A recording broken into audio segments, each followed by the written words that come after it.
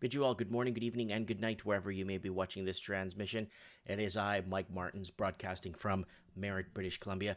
Guys, I got this really, really important article that was out here. It's been out, I think, since yesterday, but it's almost like, what did you think? It was going to stop spreading? What am I talking about? Return home while you can. Ottawa tells Canadians as COVID continues to spread. What did they think? It was going to stop spreading because we're handing out flyers and pamphlets to people getting off airplanes? Well, what did they think? It was. Anyways, let's. So here it is. The federal government urged Canadians abroad to return home while they still have a chance as countries around the world impose ever tighter travel restrictions in a bid to curb the spread of COVID. Now, here's the deal. I was supposed to go to the Philippines on March the 9th. Today's the 15th. Now, if I would have gone, I would have to return home. And not only that, Philippines is on lockdown. I can't even get out of the country. Manila is in lockdown. I can't even leave till April 14th. So my mom would have been here by herself. I would have been over there, and I would have been screwed. And then I would have to pay to rebook the ticket because Filipino Airlines is like that. I would have to pay to rebook the ticket to be able to come home. You see what I'm saying? So it'd be like, sorry, sir, sir, we're trying our best here, sir. It's, what an absolute disaster dealing with the Filipino airlines. So I would have been absolutely shafted. If I did go, I would have been in a lot of trouble. Anyways, word from Global Affairs Canada came on Saturday as Canadians traveling in Europe scrambled to book flights ahead of looming border closures in many European Union countries. The advice marks an escalation for government who previously urged Canadians to cancel or postpone non-essential trips. That was like 2 days ago. They notified us with that. 2 days, 3 days tops. So they're making it seem like we told you guys like 3 months ago. You know what I'm saying? Airlines have canceled flights. New restrictions may be imposed with little warning. Your travel plans may be severely disrupted, and you may be forced to remain outside of Canada longer than expected, the minister said in a statement. Find out what commercial options are still available to return to Canada, considering returning to Canada earlier than planned if these options are becoming more limited. So here's the deal. If I went to Manila, I couldn't even leave if I wanted to. The Manila is on lockdown. I can't even get out of the country. So what does one do? How does one figure, you know what I'm saying? This is like, anyways. Renata Kweski of Ottawa, who traveled to Poland for her mother's funeral, said the next available flight to Toronto, offered by LOT Polish Airlines, is scheduled for March 29. But she says there's no guarantee that the flight will take off thanks to the Polish government's decision to suspend international flights and trains starting on Sunday. Oh, man. Right now, I am worried about getting back to Canada. Well, she could fly into Lisbon, and then from Lisbon you could fly to Toronto. I know that. Or you could fly into Lisbon, and then from Poland, Ryanair to Lisbon, and then Lisbon to Rochester, New York, or you could fly into John F. Kennedy Airport. Like, there's ways to do it. There's ways to get around. You know what I'm saying? And the news TV here says nothing about foreigners can't get back home. The only talk about how Poland is planning to get its own people back into the country. Travel woes played out as the COVID pandemic continued to sweep across Canada, with Ontario remaining an epicenter of the national outbreak. Oh, yeah. Toronto is going to be huge. Petri dish 101. So is Sydney, Australia. You're going to see it in Auckland. You're going to see it in a lot of places where, it's going to be the big one. The provincial government reported 22 new cases of the disease on Saturday. Few details were immediately available, but at least 6 of the new cases were linked to recent travel outside of Canada. New cases were confirmed elsewhere in the country, bringing the official national tally to 225. Officials in Quebec reported 4 new positive tests in the province, prompting Premier François Legault to ask residents over the age of 70 to stay home until further notice. All visitors to hospitals, seniors, residents, and long-term care facilities will be forbidden, he added. Ontario implemented a similar measure, and its long-term care home on Saturday, bearing access to all but essential.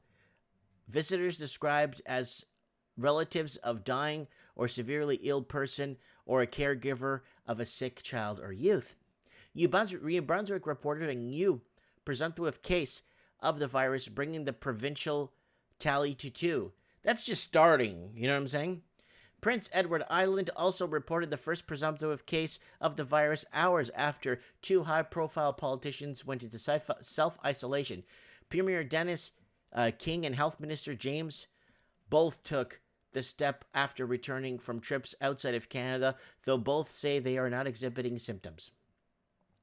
As the number of cases related to the global outbreak keep mounting, businesses and sports organizations continue to take extraordinary steps out of what they described as an abundance of caution and a bid to curb further transmission. So, yeah, a lot of the stuff could have been curbed or slowed down a lot earlier instead of giving out pamphlets at the airport. You know what I'm saying? So, World Curling Federation canceling. Women's World Curling Championship canceled. Meanwhile, coffee chain Second Cup announced it would stop accepting cash payments. That's how they started. Start massaging people with electronics. Tap, tap, tap. You're good to go. The giant Apple said on Saturday it's closing stores outside of China for 2 weeks, including its all 29 Canadian location stores, because Apple closed stores everywhere in the world but China. Because if you're living in China, it's almost impossible to sue somebody. Like, for if a person goes shopping at a store and dies there, or catches a sickness there, in China, it's like almost impossible to sue. That's why Apple's closing in every other country. They don't want to, obviously they don't want to get sued, right? If someone catches a sickness or an employee, or the company could be on the hook, right? So, the World Health Organization declared COVID-19 as a global pandemic earlier this week as cases began to spike in countries around the world. I think the World Health Organization could have done something about this 2.5, 3 months ago. But Canadian public health officials continue to describe the risk of the public as relatively low, as they urge hygiene measures such as frequent hand washing and social distancing. My hands are so white, like chalky white, from so much washing it with sanitizer, so it's drying it right out. Most people diagnosed with COVID experience mild to moderate symptoms, such as a fever and cough, and a vast majority of those who contract the virus recover.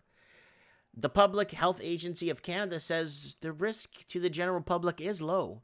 However, for some, including Canadians aged over 65 and over, those with compromised immune systems, and those with pre-existing conditions, the illness can be much more severe among the Canadians diagnosed with the illnesses so far. Fewer than 15% have required hospitalization. The growing number of cases, but that's fewer than 15 because the amount of cases we're getting, or the amount of cases we are in line that we have so far. So it doesn't seem that bad so far. Guys, if you want to get on the channel here and go to the Mike in the Night from last night. We got a lot of callers in. We had a licensed pathologist on the show. Here it is right here. Mike in the Night, the new generation. It's coming for us. Watch this. We're doing the right thing at the right time. Exactly. The smart ones. Yeah. So watch the show from last night if you can, guys. It's right here on the channel, Mike in the Night. If you want to come on the show, go ahead and add me on Skype. Don't forget to join the channel here if you want. And this is going to be a very, very interesting little thing that's happening right now. And I don't know. They're urging people to come back to their countries because you know what? A lot of countries are going to say, you know what? You went, you took the vacation. That's your fault. You stay there now. But they're giving us such little notice, such a tiny window of having to move dates around and stuff. I'm lucky. You know what? I'm very lucky I didn't take that trip to the Philippines. As much as I needed a vacation, an early summer vacation, that would have been like summer there right now. It would have been perfect. But you know what? It's best that we stayed home, and it's best that we took care of business here until this passes. Who knows how long before this thing passes. So, guys, thanks for joining the channel. Thanks for subscribing and sharing the video. I appreciate it. So, there it is, guys. They're starting to implement steps.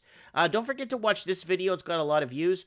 Illinois county to confiscate guns and private property to help combat COVID-19. This is really good. They're going to start confiscating property so they can stop the virus. Wink, wink, if you get my drift. If you could catch my sarcasm, if you could catch that. And COVID spread around the world now. What? American national emergency. Canada shuts down parliament. Lots of videos for you guys to see here. I want to be one to say, don't forget to check it out. Don't forget to be part of the channel. And we will talk soon. Thanks for watching.